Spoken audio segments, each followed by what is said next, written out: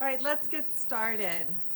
It is so thrilling to see everyone here today. On behalf of Stanford Law School and the Rhodey Center, welcome.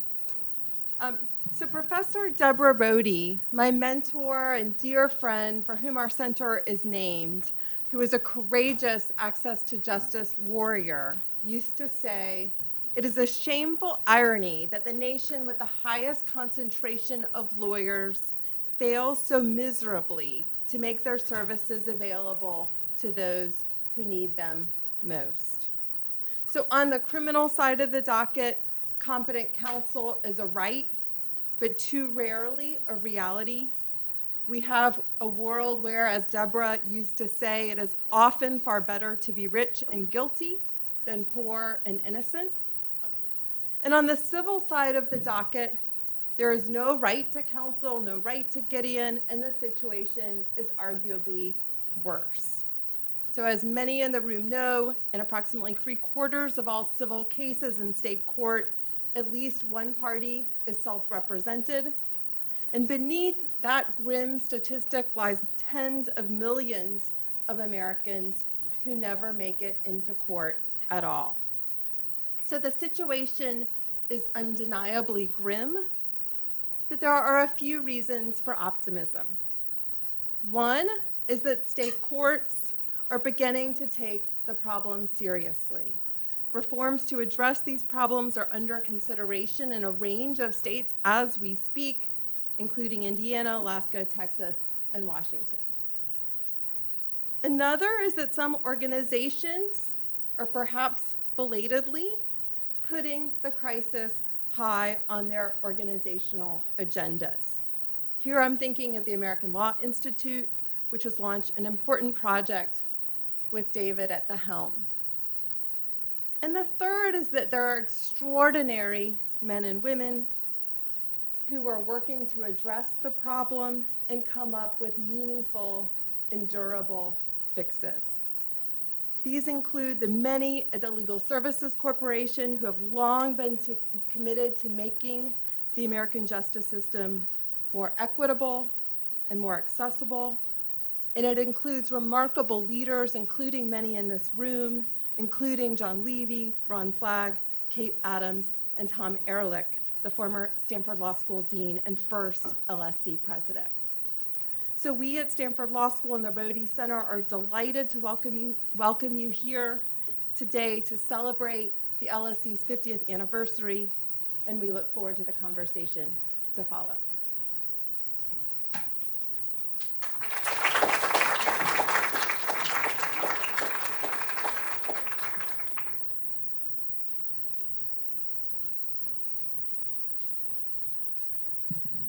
Well, good afternoon and welcome, and thank you, Nora, and more importantly, for hosting this forum with your remarkable faculty sponsors, your husband and co-chair of the Rhodey Center, David Freeman Engstrom, and Margaret Hagan, executive director of Stanford Law School Design Lab.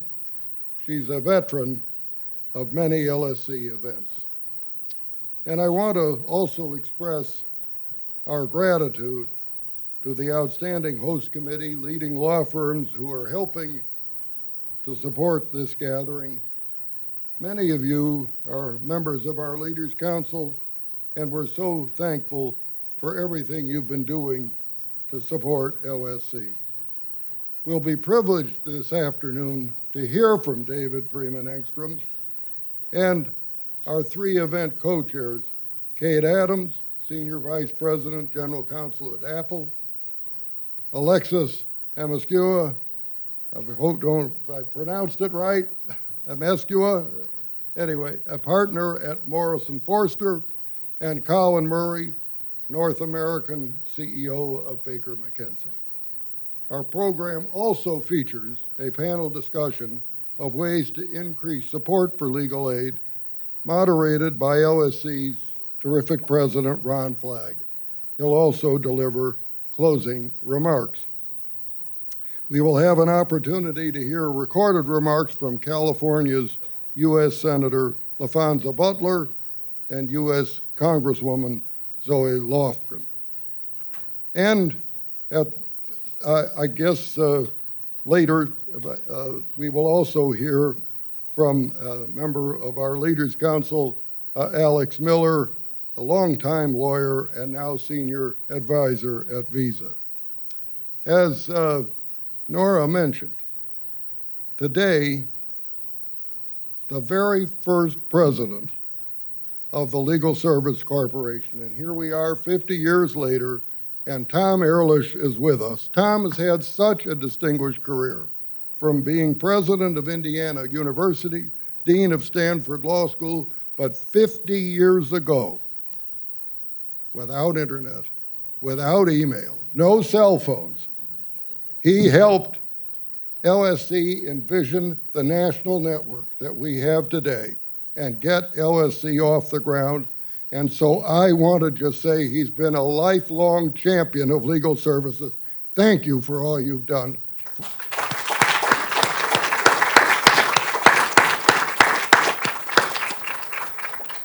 As I said, we gather here as LSC commemorates its 50th anniversary. On July 25th, 1974, the only president born in California, Richard Nixon, signed the LSC Act to preserve a fundamental right and help low-income Americans help themselves, and I quote him, "We have learned that legal assistance for the poor, when properly provided, is one of the most constructive ways to help them help themselves." He said, "We propose simply to protect and preserve a basic right for all Americans," unquote. Well, during this special anniversary year, LSC is conducting an outreach effort described in the title of today's event, Protecting the Promise, to help raise awareness of the importance of access to justice and the gravity of the crisis that now exists in such access for low-income Americans. Well, the Rody Center has long been a leader in focusing attention on these issues. The brilliant law professor scholar for whom the center is named, Deborah Rody, she minced no words in describing what we have come to call the justice gap, and I quote her, "Equal justice under law is one of America's most proudly proclaimed and routinely violated legal principles. It embellishes courthouse doors, but in no way describes what goes on behind them. Millions of Americans lack any access to justice, let alone equal access." Well, as a part of our Protecting the Promise initiative, LSC recently commissioned a Harris poll about civil legal issues, and the results we released just a few weeks ago, they should be unsettling to all of us, even if they're hardly surprising. The survey found that more than half of Americans, 56%, mistakenly believe that they are entitled to free legal representation if they cannot afford a lawyer for all civil matters, and 18% are unsure. And that number is even higher for adults under 35.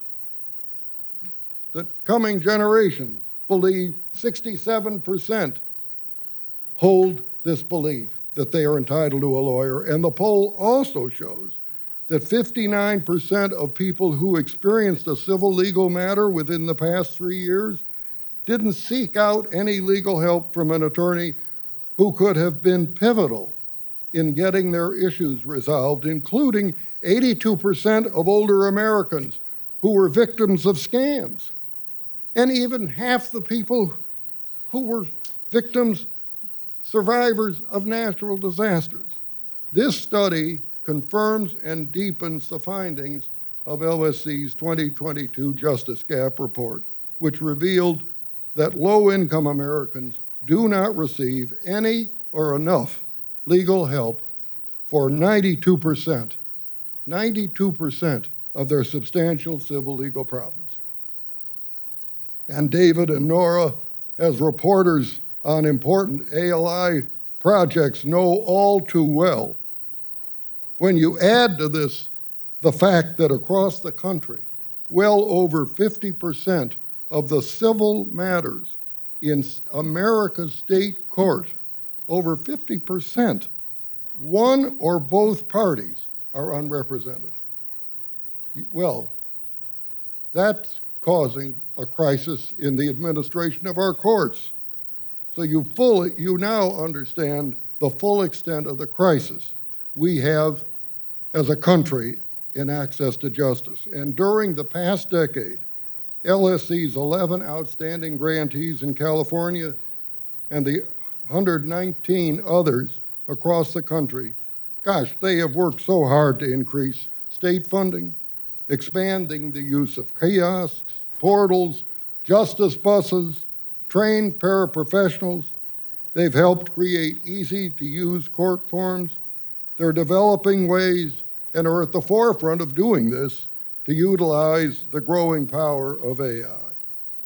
LSC's most recent By the Numbers, which we just published, data underlying legal aid programs, found that LSC grantees actually closed more cases, 771,000 for low-income clients in 2023, a 10-year high. Imagine what they could do if we had adequate funding and were not forced to turn away as many folks, qualified folks, as they are able to help because of a lack of resources. 30 years ago, the U.S. Congress appropriated $400 million for LSC. So although we appreciate that for this fiscal year, Congress maintained LSC's funding at $560 million, so that's $160 million in 30 years. Clearly, much more is needed to close this significant justice gap after so many years of underfunding, and that's why our bipartisan board unanimously voted less than 2 months ago to request from Congress $2.1 billion for LSC's fiscal year 2026 budget. Boy, such an increase would make a world of difference for LSC and its grantees. And as our nation approaches its 250th birthday, it's good to recall the words of one of its founders, James Madison. He believed, and I quote him, that justice is the end of government. It is the end of civil society. It ever has been and ever will be pursued until it be obtained or until liberty be lost in the pursuit. Well, equal access to justice clearly is essential to the rule of law. And as former Pepperdine Law Dean and 10th Circuit Judge Danelle Taha so rousingly spelled out at an LSC forum here in California a decade ago, and I can envision her doing this, and I quote it. When the great majority of individuals and small businesses of the nation no longer can, or believe they no longer can, get a lawyer, be represented effectively, go to court, settle their disputes in a fair and impartial way, and be treated like every other citizen, we quite simply have lost the guiding principle of our republic, equal justice under law. When that goes, the rule of law goes. And when that goes, the great dreams of those patriots who founded and fought for this republic go with it, never to be reclaimed. Something must be done. And she pounded the table, so I will too. So for 50 years, LSC and its grantees, boy, gee, they have been trying to do something, most everything, about expanding access to justice. But much more needs to be done. And we at LSC are so grateful to the Rhodey Center, all of you, for what you are doing to help now our country protect the promise of equal justice under law. we owe nothing less to future generations of Americans who are counting on us to solve this crisis in our time. Thank you very much.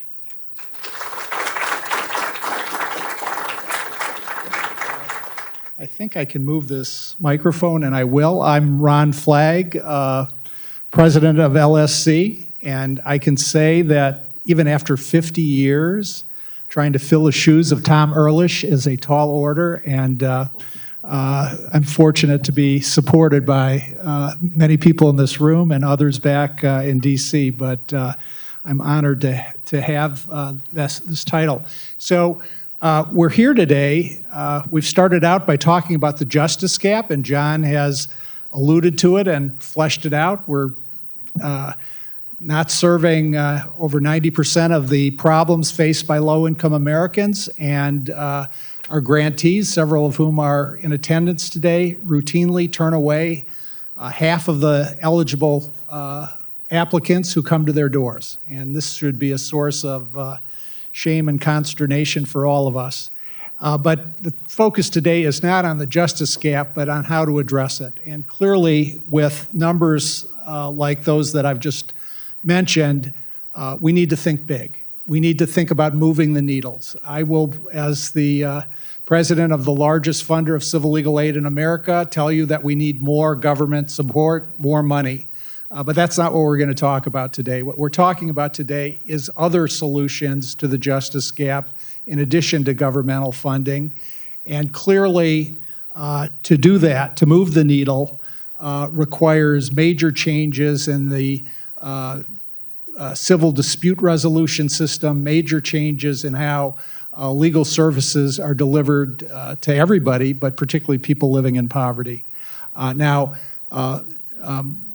Needle moving doesn't just happen. It arises as a result of great leadership, innovation, and collaboration. And I'm fortunate, and we're fortunate, to be joined today by four people who excel as leaders and innovators and collaborators. To my immediate left, to your right, is Claire Solett, who is the managing director of the Bigglesworth Family Foundation, founder of the Legal Services Funder Network, and a member of LSC's Leader Council. Next to Claire is Margaret Hagan, no stranger to those of you from the Stanford community. Margaret is the executive director of the Legal Design Lab here at Stanford at the law school, and one of our faculty leads for today's program. Next to Margaret is Monica Yu, the Chief Development Officer of California Rural Legal Assistance, one of our 11 grantees here in California. And on my far left, Genevieve Richardson is the Executive Director of Bay Area Legal Aid, one of LSC's other grantees here in California. And we're lucky to have all of you here today. Thank you so much for joining us and for everything you do when you're not here at this forum. Genevieve, let's start talking to you to maybe level set and provide some context for our discussion. What role does support, beyond the government funding that LSC and you get from the state of California, play in Bay Area legal aid's ability to serve clients and make a difference in the many communities you serve? What kind of partnerships do you seek out? Thanks, Ron. Well, first, I can't help but I need to echo the fact that increasing government funding is the most critical component of all of this. And I think the most critical partnership is supporting the efforts like LSC's in asking Congress to actually have stable, consistent funding at the level of the need. LSC plays a critical role in supporting our infrastructure. And that is really the most effective and efficient way to address these issues. But even when we do get increased funding from the government, external partnerships are critical to what we do, and particularly now, because as has already been shared, we rely heavily on grants and contracts, but I'm sure, consistent with my sister agencies, about 93% of our funding is grants and contracts. Most of that government, and most of it very restricted to particular locations and issues. I just have to echo the justice gap that's well documented by LSE and in the state of California by the state bar, that 92% nationwide are not getting helped, and 85% of low-income Californians are not being helped. And that's families of 3 living on less than $32,000 a year, less than $2,700 a month. This means denied rights to housing, which means displacement and homelessness. We recently surveyed our client community, and out of 800 respondents, 60% had to deal with an eviction in the last year. This means denied health care. It means denied access to basic public safety net benefits. This is food and basic financial assistance. It's unable to overcome legal barriers to employment and education and protection from violence and abuse. This is what everyone has been saying. This is what legal aid does. This is what we do on a day-to-day basis. So we know we can't do this alone. We can't defeat poverty, just ours. And as nonprofits, we are very creative and innovative in using our limited resources to have the greatest impact we can for clients. So this includes wide-ranging public and private partnerships, so we can raise up issues that we see through our individual advocacy, systemic patterns of illegal practices, and make our safety net systems more efficient. We partner with schools like Stanford and students, from internships and clinical programs, from high school all the way up to law school and beyond, to serve more clients and to build the next generation of legal aid and individuals who understand the issues and are interested in this life-changing work. We have a wide range of pro bono programs, so we engage with solo attorneys, law firms, and in-house counsel. I was saying earlier, Morrison Foerster, I feel like Bay Legal grew up with Morrison Foerster. Our partnerships are critical. We engage people in our legal clinics in hopefully taking individual cases and going to court representing individuals. We co-counsel. We get trained and advised and represented by pro bono in areas of expertise outside of our own, leases, employment law, governance. And most importantly, we rely on financial support and donations to pay our expert staffs to fill in the gaps between grants, to keep really successful services and programs going when the grants end, and to serve more people. And it's beyond the law. We do projects to increase services for our clients. Another survey point from our recent needs assessment is that in the Bay Area, we know in the Bay Area and beyond, technology is a critical component to better serving our clients. What we found in the San Francisco Bay Area, our clients had generally access to internet. It's not true for sister agencies, where there's huge deserts where there's no internet. But what we found was there were massive technology gaps. So only 30% of our clients have access to computers, which means that everyone else is working from their phone or a borrowed phone or don't have access at all. So completing forms or pleadings on your phone and engaging the legal system is not possible. This is a ripe opportunity for us to partner and to solve this problem. Thank you, Claire. You're a leader and an innovator in the foundation space. Can you talk about philanthropic support? It's when I started in legal aid over a decade ago, foundations weren't necessarily anxious to give money for lawyers, and that's changed thanks to you and others. Can you give us some baseline of what philanthropic support looks like in legal aid, who gives, and what attracts foundations to give? Absolutely. Thank you so much. So like many of you in this room, I am an attorney by trade, but I had a career shift after having a couple of kids and ended up with the opportunity to work for a foundation that was doing a lot of safety net funding. And because of my background, I went to that board and I just brought up the possibility of thinking about funding legal services as part of the entirety of safety net organizations that we were funding at that point. I was fortunate in that that board was open to the idea. We brought Julia Wilson in for a board meeting, who many of you know, and after that, they were absolutely on board. For a few years, that foundation shuttered. I now work with a different foundation, and we do about 90% of our funding is civil legal aid funding. We were working in this area, and as is very typical in philanthropy, you tend to get to know folks that are doing similar work. And so 4 of us that were funding civil legal aid sat down one day and said, this is too good for us to do alone. Why don't we try to expand the group of foundations and other funders that are working in this arena? And so we created the Legal Service Funders Network. And one of the things we're very proud about is that we are multi-sector. So we have everything from traditional private foundations to corporate foundations to government funders to individuals who have DAFs. You name it, you're welcome in our tent. And I think that really speaks to this issue of who is a civil legal aid funder. So because we're down in the South Bay, I thought, I will Google this question. And when I started my search, the response I got was, an AI overview is not available for this search.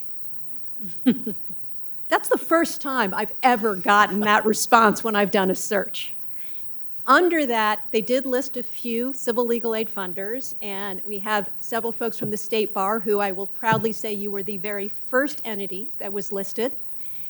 California Change Lawyers, which many of you know, does a lot of great work. And then Bigglesworth. Bigglesworth is a small family foundation. Our corpus is less than $20 million. We give out about $2 million a year. We are not a big player, but we are in this arena because, as many of you know, there are very few entities that hold a shingle above their placard that says Civil Legal Aid Funder. What we've been able to do over the last 10 years is grow the LSFN so that we have over 100 different funders in California that participate, as well as dozens of other funders throughout the country. We still only have a handful that identify as civil legal aid funders.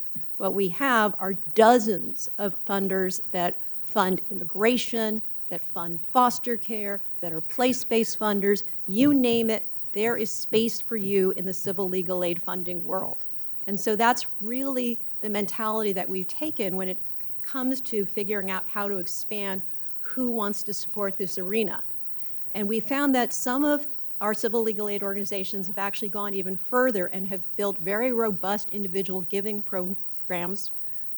We've found others that have found other strategies to really connect those dots, because I think everybody in this room gets it, right? We know that civil legal aid is the center of the hub of the wheel, and off of it comes all of these different issues that, quite frankly, as many clients will say, I just thought my life sucked. I didn't know that there was actually a legal remedy to this issue. And we're able to sit there and bring people in who have the ability to be able to support amazing organizations like Genevieve's and help them tie their program areas that they already have identified to civil legal aid, or even expand on that. And so we're fortunate in that we've had funders who, when they first got introduced to our organization years ago, might have been doing 1 or 2 grants, and now they're doing dozens because they realize how impactful the area is. And I will proudly say that in recent years, many folks that were doing direct services have transitioned into philanthropy. And it's one of my favorite things when I talk to a program officer at another foundation who has a civil legal aid background, because I don't have to do any translation. I don't have to bring them in. They already get it. So what I will say is that there are funders out there. I would say try to get them at the area of interest, because they already have that built in, and then show them how civil legal aid can really magnify the impact that they have with the dollars that they have available. Thank you, and thank you for your pioneering work in this area. Margaret, we're here at Stanford Law School, really a hotbed of innovation and collaboration. I know personally. Stanford and other law schools really have a unique ability to bring a lot of different resources to civil legal aid and to the clients who are in need. Can you talk about the various ways in which Stanford and other law schools can partner. Yeah, thanks, Ron. And I'm always happy to brag about Stanford, but I think the exciting thing is how much national university energy there is around. So apart from our wonderful, amazing programs here at Stanford, you can see amazing programs at Penn, at Georgetown, at Vanderbilt, at Harvard, in Utah and Arizona. I think across the country, we see really great university-based access to justice work. And I kind of categorize it in 4 different ways. First is really around just getting more students, more future lawyers, knowledgeable about the access to justice crisis and the opportunities. I think I see students here in the back, maybe. So whether it's in the ethics classes, yes, wonderful students. Like right downstairs when I was taking my ethics class many years ago, Deborah Rohde was my ethics professor, and she put access to justice issues front and center. I was a 3L, and that was probably the first time I had really heard about the justice gap and seen opportunities. Now we have more and more access to justice coursework and themes. I know my colleague David is developing a whole curriculum, maybe even a casebook on access to justice that can be used to teach this around the country. So I think more of that exposure to young lawyers. Then there's the legal clinics, just like Genevieve mentioned. Getting more people, whether they're going to go be forever public interest lawyers or try it out, getting more of them to see firsthand, to get practice, to develop that amazing public interest lawyering skill. But then I think there's 2 new areas. One is around research. And I know just figuring out what works, getting more data, doing more user research, more studies, and then also working with legal aid, court, and other justice institutions to pilot and evaluate interventions so we can learn more about how we can spend money more wisely.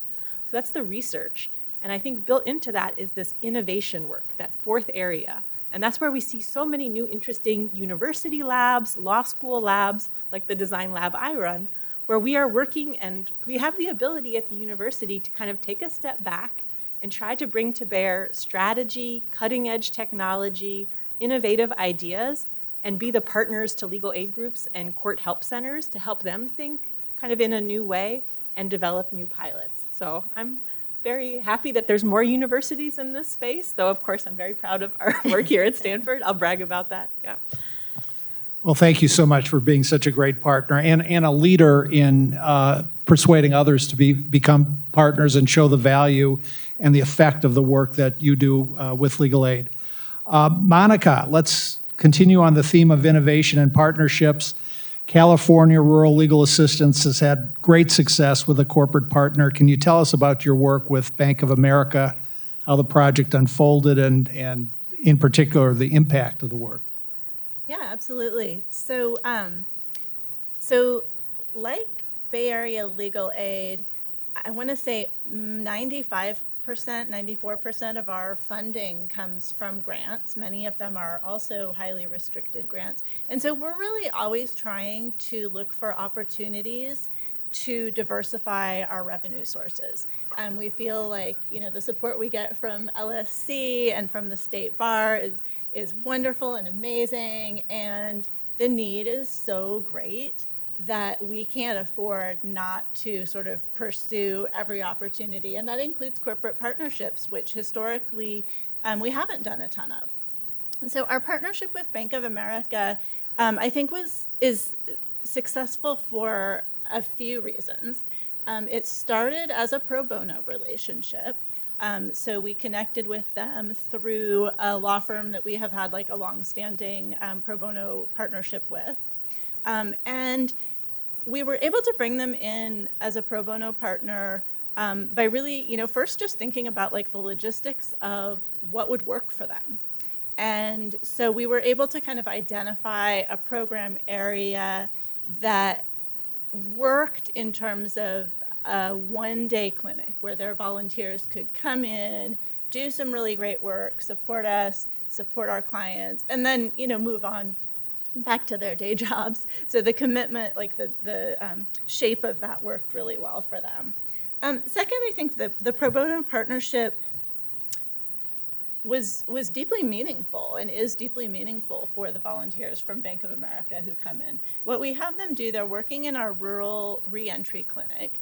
And many of you probably know that folks who have criminal records, even when they're very old, just face innumerable barriers to housing, to employment, to living their lives, volunteering in their kids' schools. And so clearing those records can be truly life-changing for these people. One piece of the puzzle that we've found to be a particularly critical part is the letter that the client writes to the court. And we've asked the Bank of America volunteers to come in and work specifically on that piece. And it's incredibly meaningful to them because they get to know these people whose lives they're transforming and they're really supporting. And it's actually also been deeply meaningful to our clients because they have somebody who is listening to their story and helping them articulate the rationale for expunging their old records. And I think finally, the factor with the Bank of America partnership that has made it so successful is the fact that they have really put their money where their mouth is. And not only do they support us through this really deep pro bono partnership, but they also fund us, and not just at a nominal level. They've funded us at a level that allows us to fully fund a staff person to act as a coordinator for the program. So there's a lot of coordination, a lot of logistics, a lot of work that goes into orchestrating these clinics. And the funding from Bank of America really allows us to do that work year round. And so that's been really critical. I think my program team really wanted me to highlight a couple of the clients who we've helped through this program.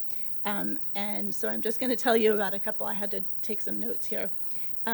So we've served one client who had a 30-year-old drug possession conviction, but he'd been sober for over 10 years.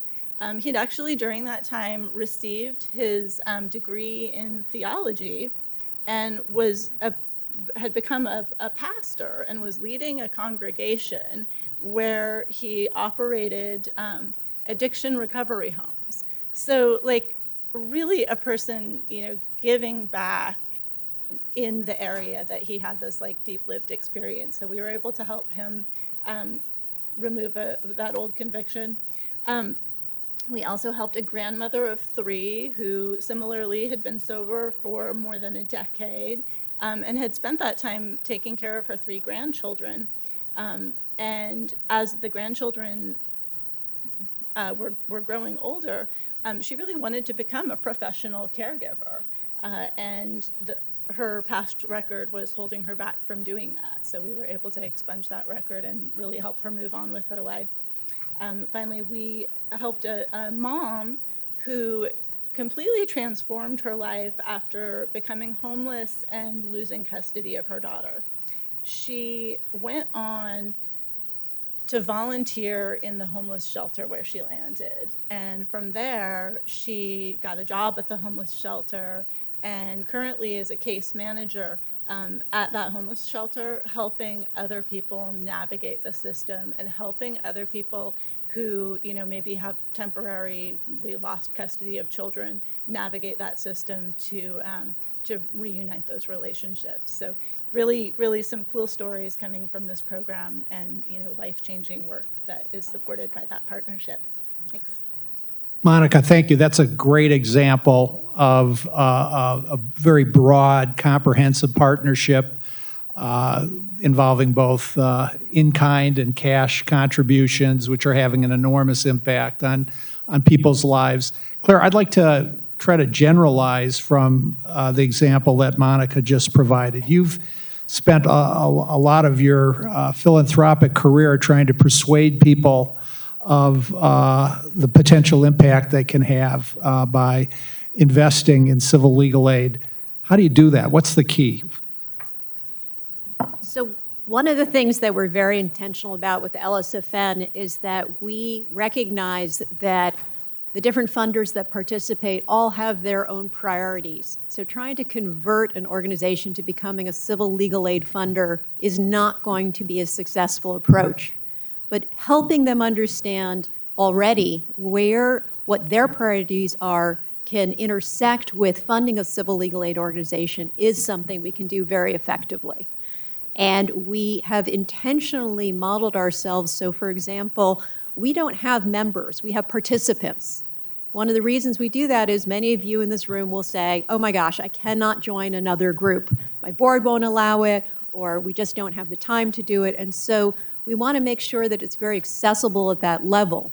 What we do is we do raise money collaboratively, and this is the first time. It only happened 5 years ago when we created the LSFN Public Interest Bar Fellowship, and that's the one time that we actually do pass the hat and ask participants to give money back towards the LSFN.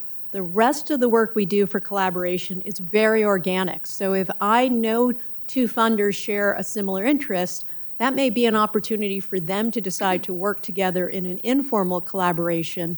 And part of how we do that is through lots of programming and opportunities for folks to learn more about issue areas. We do things like day in court visits so that we can bring people to from organizations where they may never have been involved in a courtroom experience to actually see what happens, especially when there are folks that are self-representing.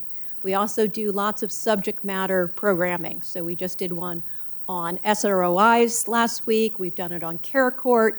We've done them on immigration, all sorts of issues where our goal isn't to teach a course. Our goal is to just connect those through lines so that the funder can see the opportunities that may exist. As was said many times here today, the world of private philanthropy is never going to equate to what the government can do in terms of the size of the grants and the volume. But what we do have is a lot more flexibility. And so private philanthropy is in a great position to pilot, to take risks that you may not get from your government funders, to be much less constrained by various different reporting requirements or caps on what can and can't be done with the funding. And so we always like to sort of equate ourselves to the ink cartridge that goes into the printer. So we may not be the biggest component, but we are incredibly effective in terms of getting to the end product. The last thing that, as I mentioned before, we do lots and lots of educational opportunities. And the one that I'm going to highlight, and I welcome all of you to attend, is our signature event, which will take place on October 9th. It will be an in-person event in San Francisco. You can go to the LSFN website to register, and we're very excited this year because we will be featuring the Frontline Justice team that's going to be talking about community justice workers, and we're going to be honoring Senator Nancy Skinner, who is terming out, and she will be our Access to Justice honoree this year. Thank you, Claire. Margaret, you mentioned a number of different ways in which Stanford and other institutions are partnering with legal aid to close the justice gap. But what excites you the most? We really need to move the needle. What's going to move the needle? Well, I think universities' role in this, we can be really excellent innovation partners. And I think about other universities, whether it's in Arizona or Georgetown, where they've worked on designing, piloting, and evaluating new justice worker models, new tools to help people fill in forms, like at Suffolk University in Boston. Just amazing ways that they have worked directly with legal aid groups and court groups, understood their needs, but then developed cutting-edge new technology or services. I'm really proud at Stanford that we have an amazing partnership with Los Angeles Superior Court, largest trial court in the country, an ongoing partnership where we are scoping through data analytics, user research, lots of multi-stakeholder events to find new opportunities to do cutting-edge technology, procedural, policy, all kinds of new interventions that we can then evaluate to see what works. And especially, here at Stanford, just to brag a little bit, when it comes to technology and the future of technology and legal services, especially with AI, a university like Stanford, we're just so excited to partner with legal aid groups to help design, develop, and test how AI can be a useful co-pilot to lawyers and staff members in legal aid to really make their work much more efficient, more scalable. And I think universities just, we can play such a great role in assisting legal aid here. Thank you. Monica, you shared that great partnership with Bank of America. Could you generalize from that and tell us about how to build and foster a culture of philanthropy and projecting that culture to the general public and trying to persuade others to replicate the kind of partnership you had with Bank of America? Yeah, so I think that what we found is sort of the key to developing a culture of philanthropy is to really think about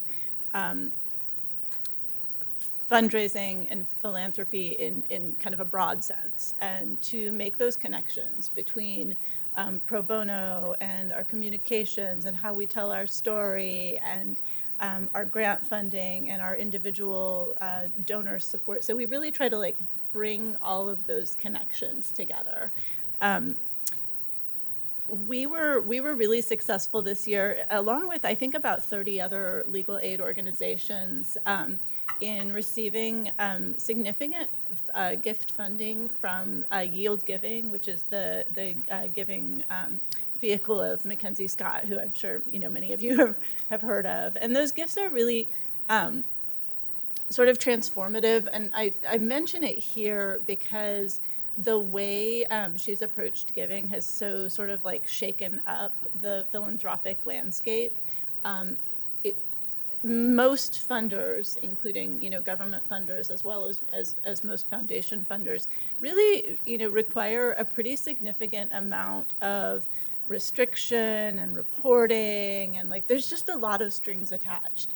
And there have to be, because most funders are sort of answerable to a board or a have to pitch their case before Congress to to secure that funding.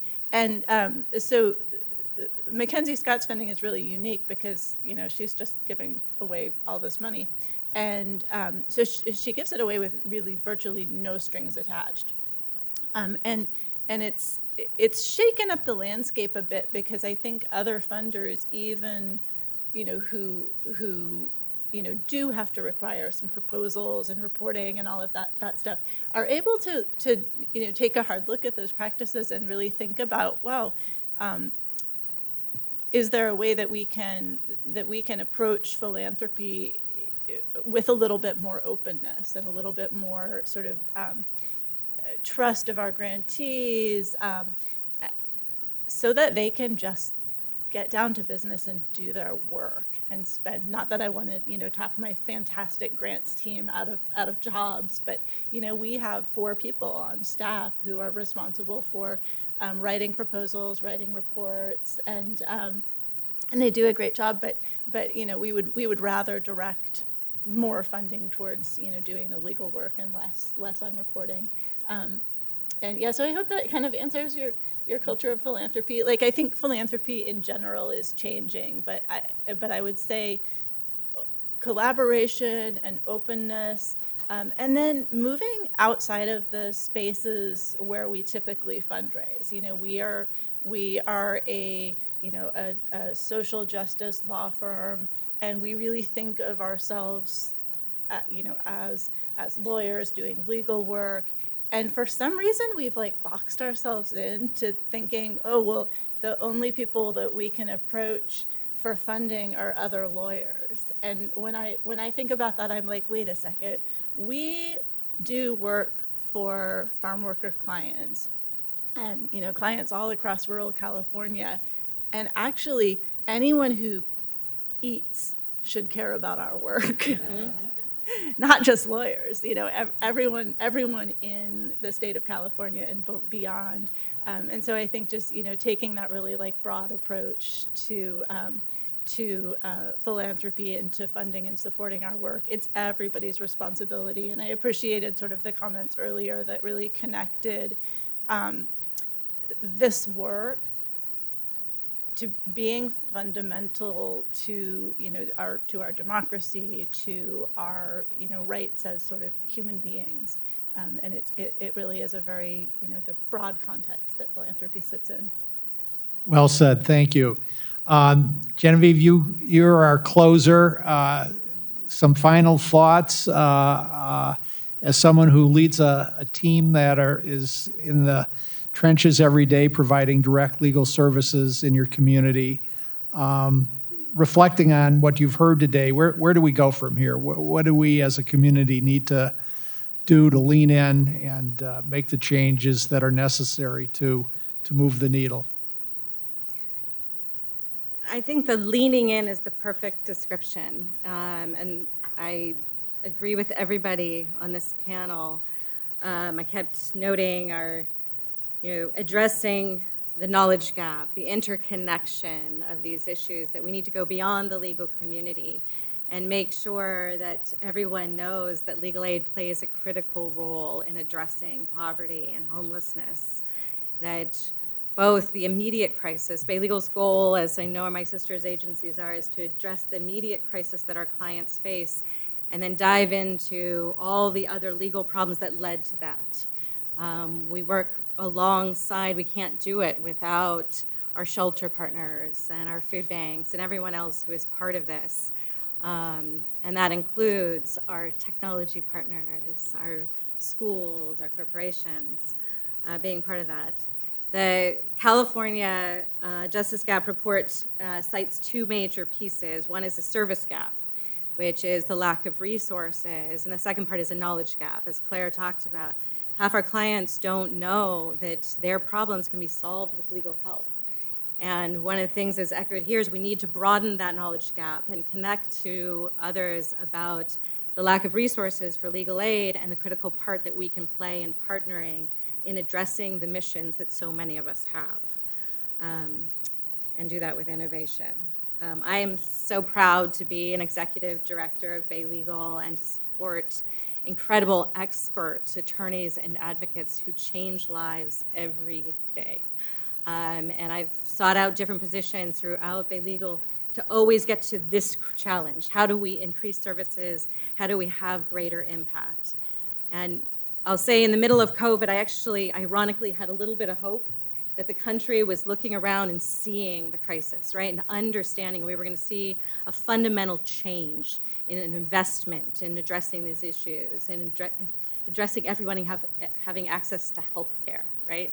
I will say that my hope dashed fairly quickly, but actually being in this room and being with a broad spectrum of people who I know are committed and that we can continue to address this knowledge gap. I believe we can eliminate poverty if we really lean in together as a community and do it. Well, Genevieve, Monica, Margaret, Claire, thanks for being such exemplary models of leadership, innovation, and collaboration. Please join me in thanking them.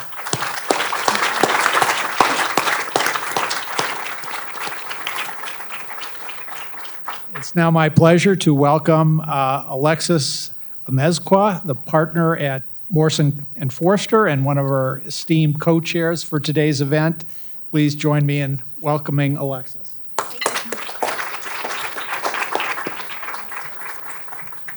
Thanks so much.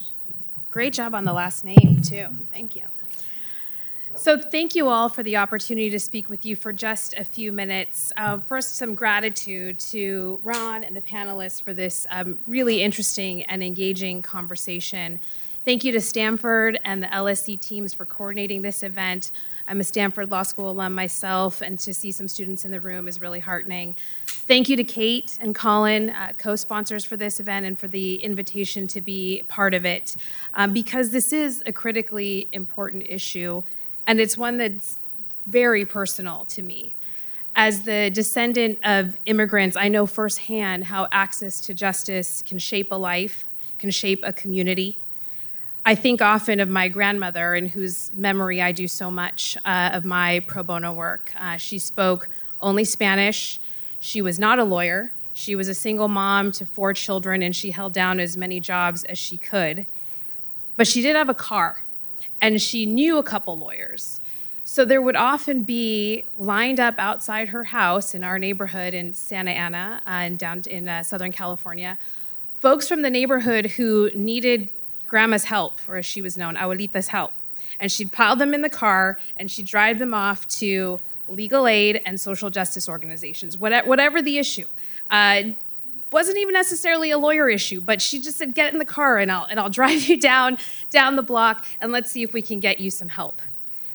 And it was that legacy, the ability to use whatever tools you have, that has really motivated me in so much of the pro bono work I do. And it's my pleasure to have partnered at Morrison & Foerster with Bay Area Legal Aid and many of the other organizations that have been discussed today. I'm on the chair of California Change Lawyers, so I'm going to tell them they got a shout out, so thank you. And it's because of my grandmother's memory and her reminder to use the tools we have that I've been able to put in, hundreds of hours to help fight eviction, to help fight on behalf of the unhoused, to help fight for guardianship, conservatorship, lost wages, wrongful death in some instances, and even seeking civil remedies against law enforcement when appropriate. So I'm very happy to be here today, inspired by so many of you. And in that vein, I wanted to introduce the next segment of our program. So we're going to hear from two elected officials who can't be here in person but have sent some remarks. Senator LaFonza Butler has served as a U.S. Senator for the state of California since October 2023. And while in the Senate, she served on the Senate Judiciary Committee and participated in a Senate Judiciary hearing this past June on the Justice Gap. She's been a signatory on a bipartisan letter of support for funding the Legal Services Corporation in the Senate. We're also going to hear remarks from Representative Zoe Lofgren, who represents California's 18th District in the U.S. House of Representatives, where she's served since 1995. She's a member of the House Judiciary Committee and a longstanding supporter of civil legal aid. She's also a regular signatory of the House's bipartisan appropriations letter in support of funding for LSC. She's co-sponsored legislation to address eviction, and she's also been involved with reauthorization of VAWA, the Violence Against Women Act. So thank you all, and please join me in thanking Senator Butler and Representative Lofgren for their remarks today.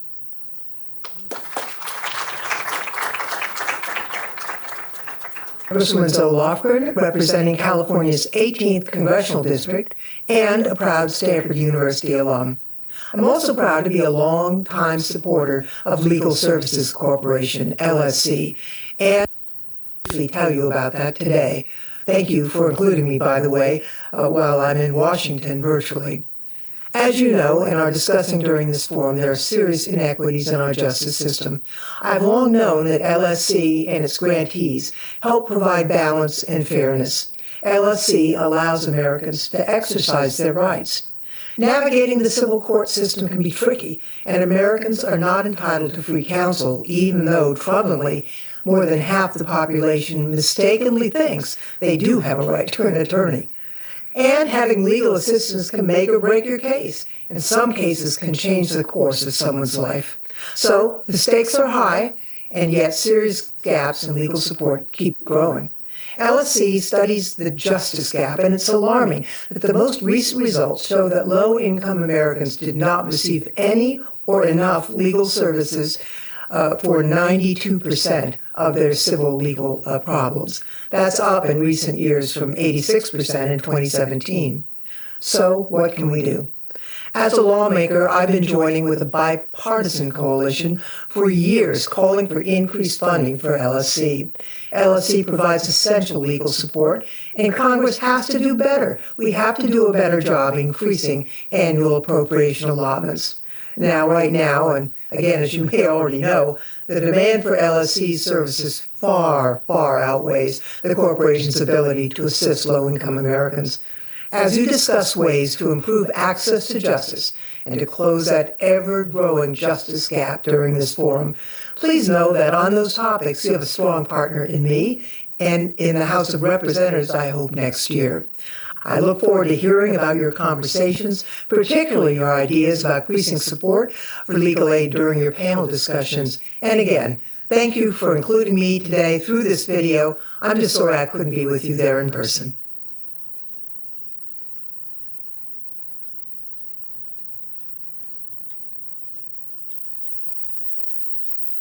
Congratulations to Legal Services Corporation on 50 years. For 50 years, LSC has protected the promise of justice for all Americans. Through high-quality legal assistance, LSC does important work to ensure low-income Americans have equal access to justice.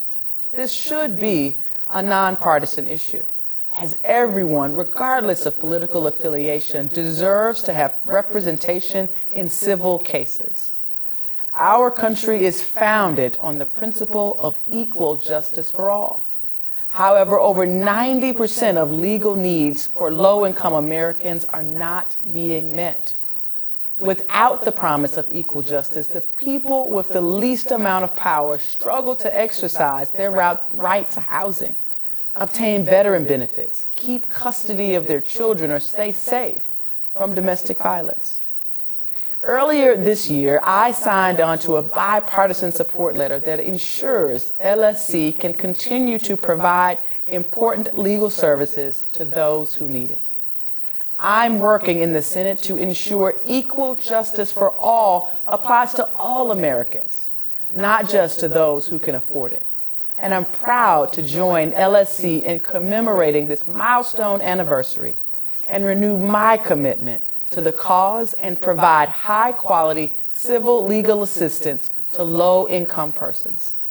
Thank you for having me here today, and congratulations again on 50 remarkable years.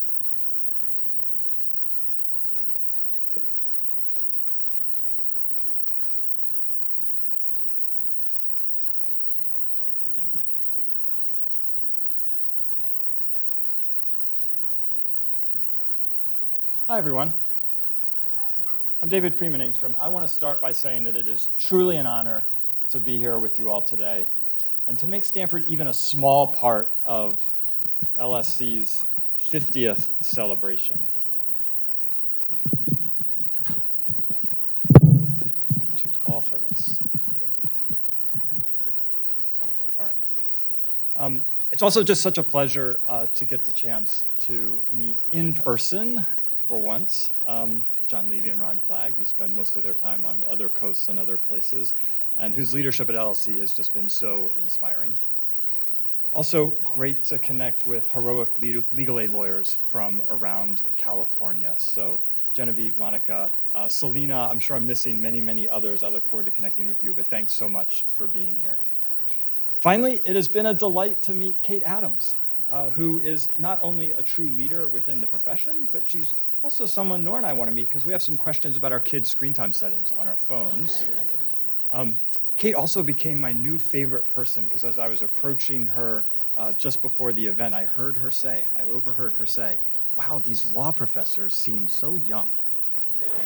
No one ever says that about me. Thank you, Kate. New favorite person. All right, so some of what I'm going to say today with the few minutes that I have is stuff you already know. And so I'll really just be kind of preaching to the choir of people who would show up to help LSC celebrate its 50th anniversary. But I also want to try to say something new and kind of challenging that comes out of the work my Stanford research team is doing with a half dozen courts around the country, and also, in particular, with the LA Superior Court, which, as Margaret mentioned, is the nation's largest trial court. Here's what I want to say to try to convince you of this afternoon. You know, we currently sit at an absolutely pivotal moment in the life of the American civil justice system because of the convergence, maybe more like the collision, of three really powerful forces. One is the access to justice crisis.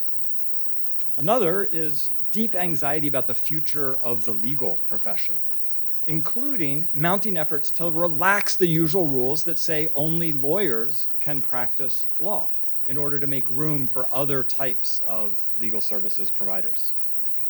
Third is generative AI, which is sweeping into law practice and into court operations at a rapid clip.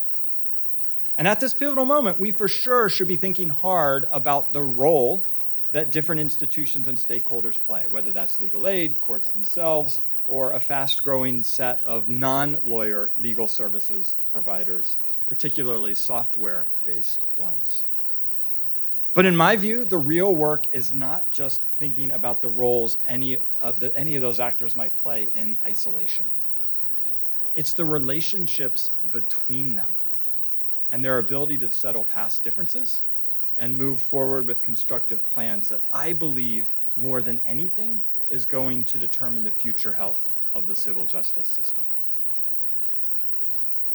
I will start with something I know we can all agree on, which is that the American civil justice system is in crisis.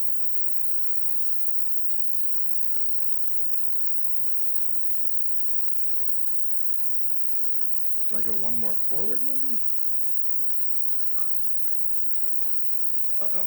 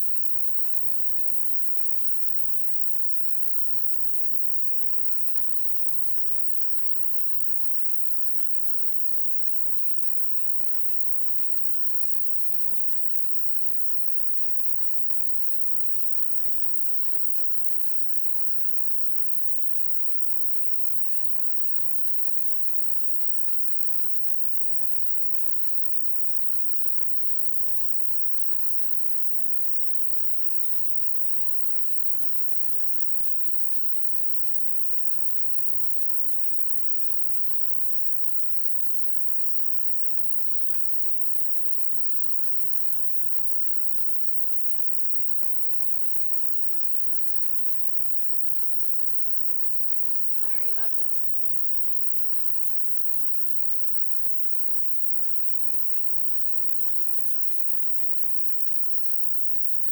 We're having some tech problems.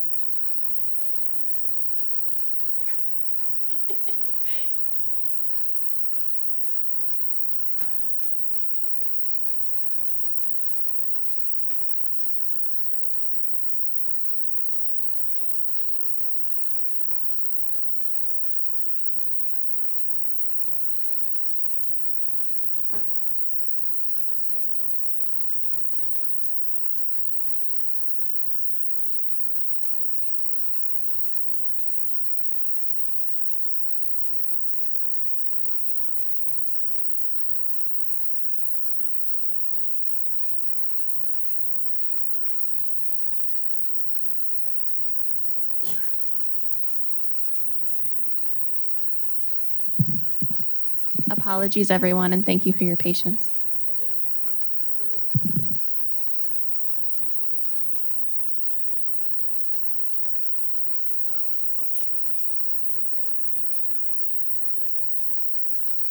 Great. Okay, we're good. All right, with that delay, can we get a round of applause for the tech folks?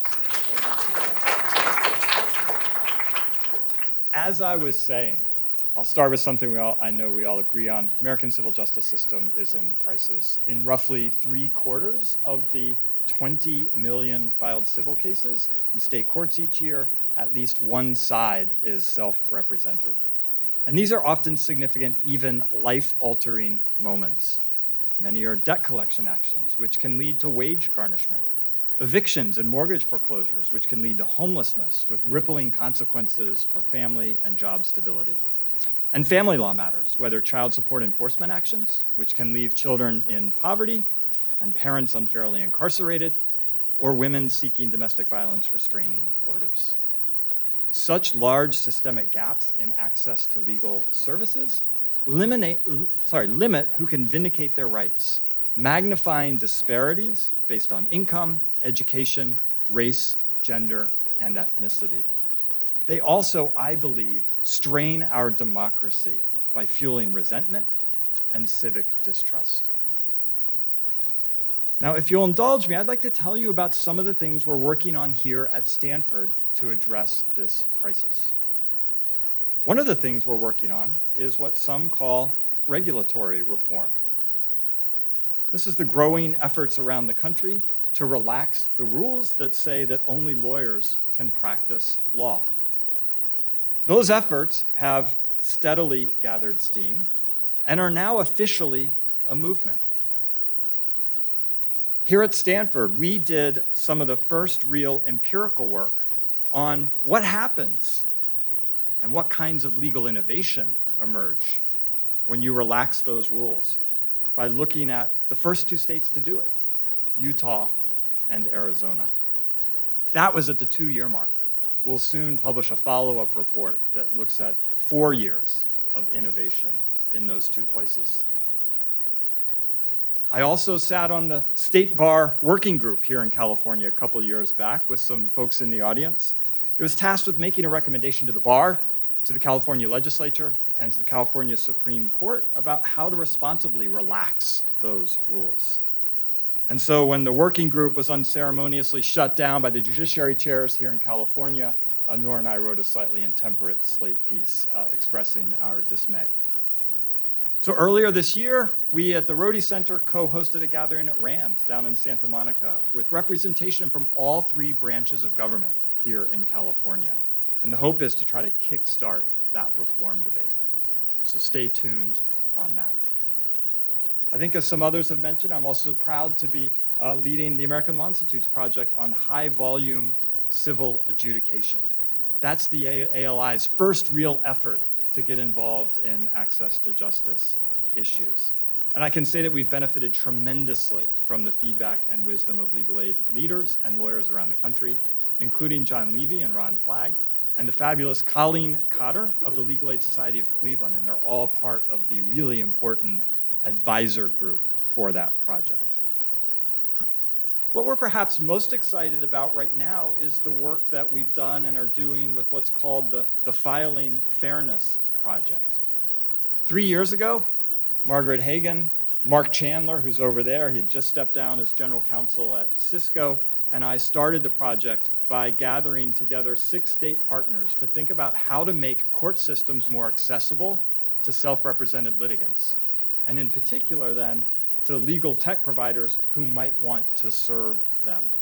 And the question we started with was, why isn't there a TurboTax for poor people facing eviction or debt collection actions? We quickly built a theory of the case. You know, when you look across the roughly 14,000 local court jurisdictions in the United States, you see a checkerboard of technology systems and data infrastructures. And what that means is that legal tech providers out in the world, they can't get the scale they need to serve people who, by definition, have limited ability to pay.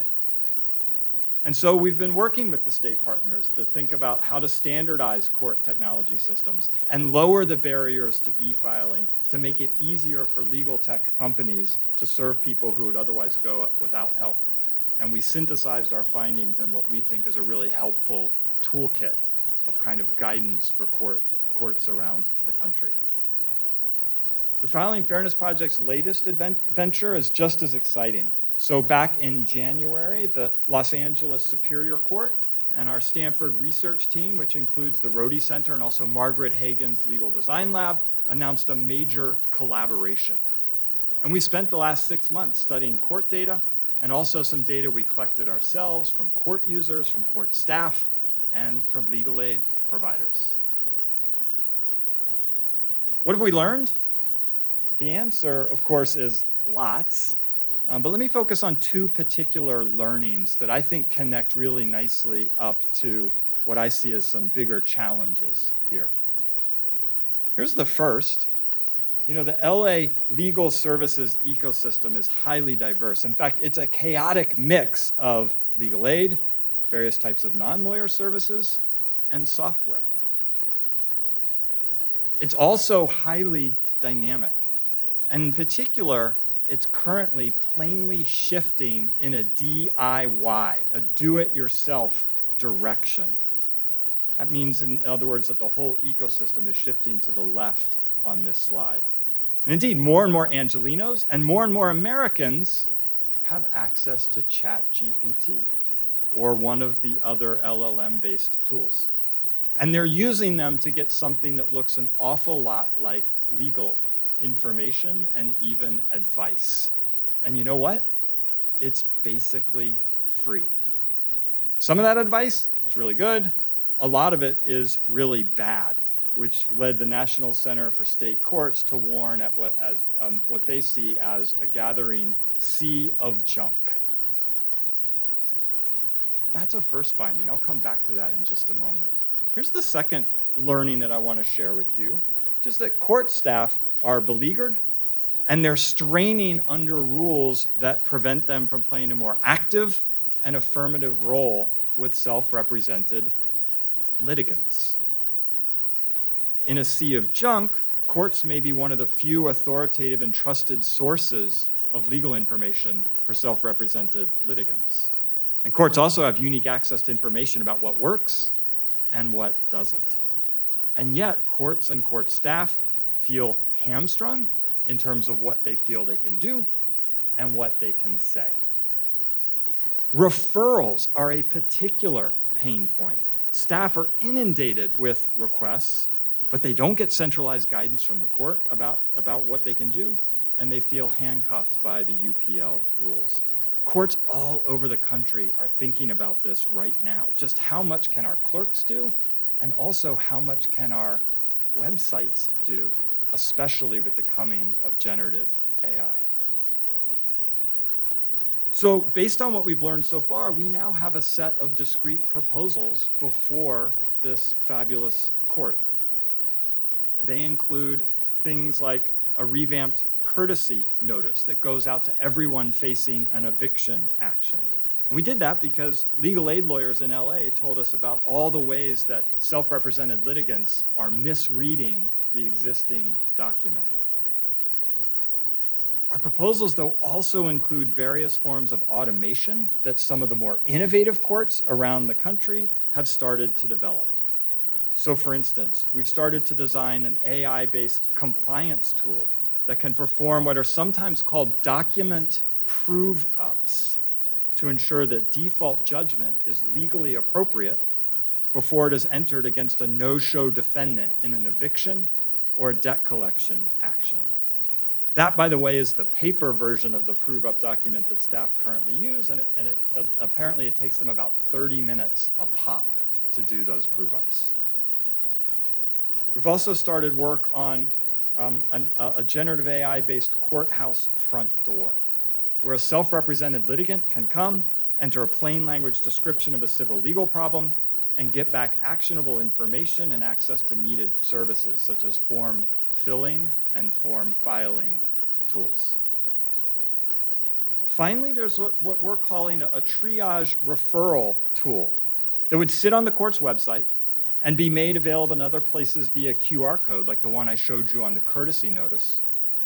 And it would elicit preferences from self-represented litigants about what types of legal services they might want, and then help them to self-sort into different legal help pathways, whether that's legal aid or the many software-based services, some connected to human group workshops that have begun to crop up. So we're now preparing to put Stanford's deep technical expertise behind these and other ideas to design, implement, and test them. What else, though? What else might we be doing to address this crisis? One painfully obvious answer to all of this is, of course, more legal aid funding. As the sea of junk grows, one of the surest solutions is more legal aid lawyers who can provide full rep, a real lawyer to people in need.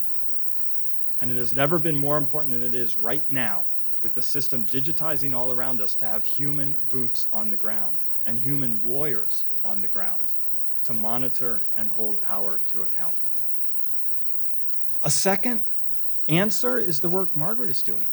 working with legal aid groups and tech providers to develop co-pilot tools that help legal aid lawyers extend their reach and serve more people. Tech can be a force multiplier for legal aid. We should be funding more of those efforts. A third answer is responsible regulatory reform, and here's where we frankly start to see some tensions. Some within the reg reform movement worry that efforts to make room for software-based legal services have stalled. Much of the movement, right here in California, has pulled back to more human-centered approaches, such as paraprofessional reform and community justice workers. That pullback has happened, at least in part, because of skepticism among legal aid groups. But my view is that we should be driving forward all forms of innovation, not just the human-centered ones. If the choice for self-represented litigants in places like Los Angeles is between the sea of junk and software-based legal services providers subject to some kind of sensible oversight, I'll take the software. A fourth answer, and core to what we're doing with the LA Superior Court, is a reimagined role for courts. Courts may be the only authoritative and trusted sources of information and referrals in an otherwise chaotic and complicated information economy. Here's why I placed relationships. Remember that? Here's why I placed relationships front and center at the start. Doing any of these things, maybe at all, and certainly to do them well, will require collaboration and cooperation between different actors and stakeholders that have not always enjoyed, shall we say, the most friendly or constructive of relationships. If we're going to responsibly relax the rules that say only lawyers can practice law and find alternatives to the sea of junk, whether that's community justice workers, software, or a combination of the two, we need input and insight from all justice partners, not reflexive opposition. The same is true if we're going to reimagine courts. Courts need design partners. They need justice partners willing to share insights and data, even if the latter might call into question how we've been doing things. We need tech partners who are willing to lend their expertise, not just in a profit-motivated way, to upskill our courts. The American Arbitration Association, under the leadership of Bridget McCormick, she's the former Chief Justice of Michigan, has begun a pro bono program for its engineers working with court systems. Other companies, perhaps even Apple, could do similar work, whether with courts or with legal aid, to build a true public interest technology movement that aims to develop and apply technology in ways that prioritize the public good and community well-being. And finally, universities like Stanford have to play a role by offering technical assistance, by offering opportunities to rigorously test innovations so that we can build out our store of knowledge about what works and what doesn't as we try to move to a more evidence-based civil justice system.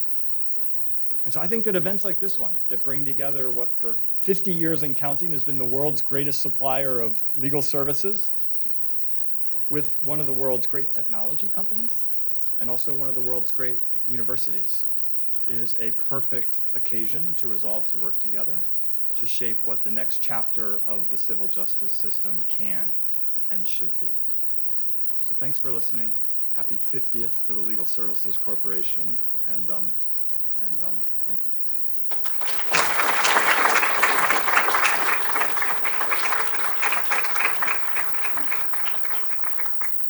Now I get to welcome to the podium the event co-chair for today, who is Colin Murray, whose name has come up before, but now you'll get to hear from him.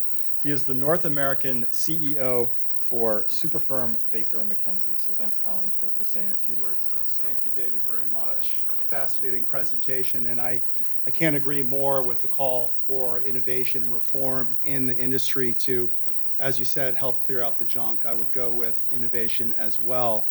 I want to start by thanking you for that presentation, thanking my co-chairs, Alexis and Kate, for your dedication to LSC and dedication to the cause.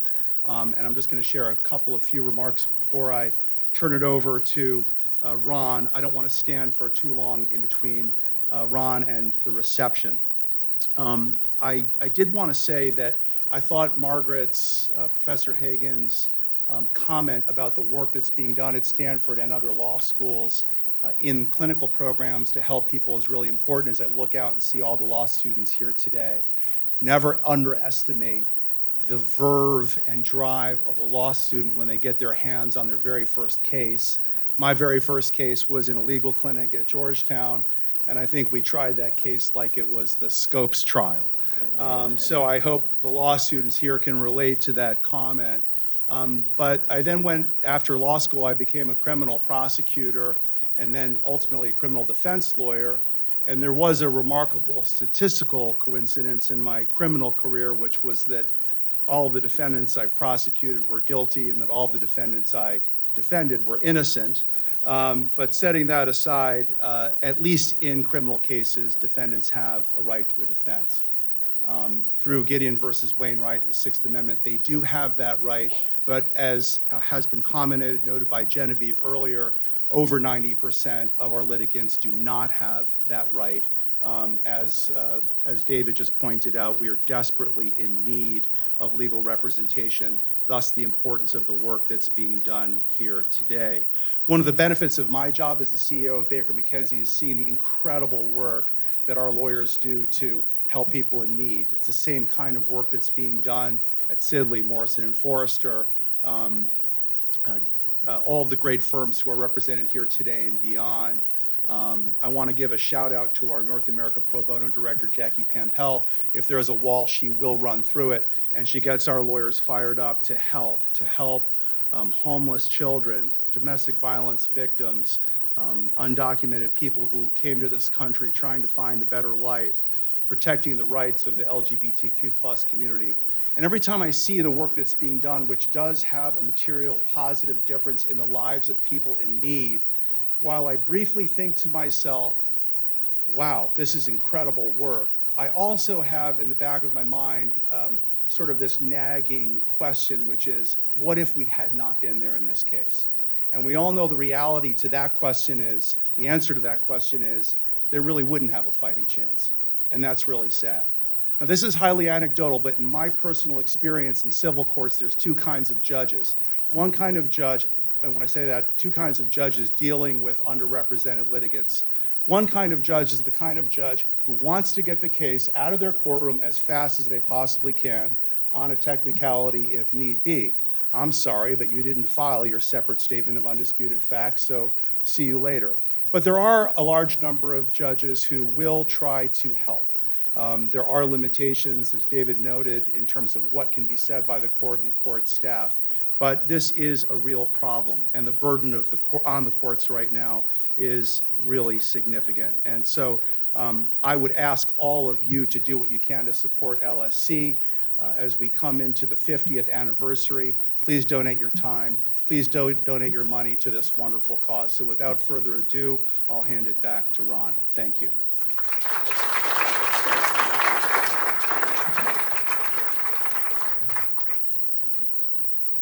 Well, when I was in private practice, I was told by Rex Lee, who was the former Solicitor General, that if you're ahead in an oral argument, you should probably sit down. So I'm tempted after Colin's remarks to sit down, but I will plunge forward. Thank you, Colin, for your remarks and for your support of today's events, as well as all of the support that Kate and Alexis have provided as well. We have one last supporter who's been with us not just today, but for the most of the last 10 years, the senior advisor at Visa, Alex Miller, and I'd like to call Alex to say a few words now. Thank you.